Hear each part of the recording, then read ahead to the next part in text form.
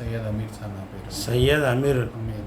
ఎక్కడి నుంచి వచ్చినావు? ఖమ్మం నుంచి వచ్చినాను సార్. ఖమ్మం. ఏం బాధతో వచ్చినావు? CKD problem sir. Kidney failure. Kidney failure sir. Serum creatinine ఎంత ఉంది? 8.3 ఉంది సార్. 8.3 ఉంది. అవును సార్. ఓకే, మరి ఏమన్నారు డాక్టర్లు?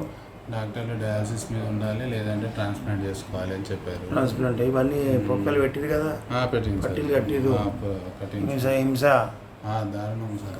అరే నరకం సార్. నరకలోకం ఎక్కడ ఉందో కానీ భూలోకంలో బతుకున్నాక నరకం చూపిస్తారు. నరకం చూపిస్తుంది సార్. కాబట్టి ఇంకా యంగ్ పిల్లగాని మస్తున్నది, ఇంకా బతికేది.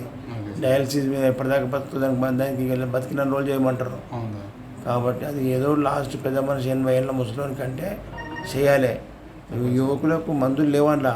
అవును సార్. అన్న డయాలసిస్ కిడ్నీ ఫెయిల్ అయితే మంచిగా చేసే మందు అన్న లేదు. అలోపతిలో హోమియోపతిలో ఉన్నది. Okay sir. మంచిగా నేను చెప్పినట్టు వాడుకుంటే మంచిగా అయిపోతాం. మళ్ళీ ఓకే సార్. ఏమి ఓకే సార్. రెగ్యులర్గా రావాలి. అమ్మా నీ కొడుక అవును. కొడుకు మంచిగా చెప్పినట్టు నాన్ వెజ్ తినకుండా ఉప్పు కారం సప్పగా తిని మందులు టైంకి వాడిపించుకో, మంచిగా అవుతాడు.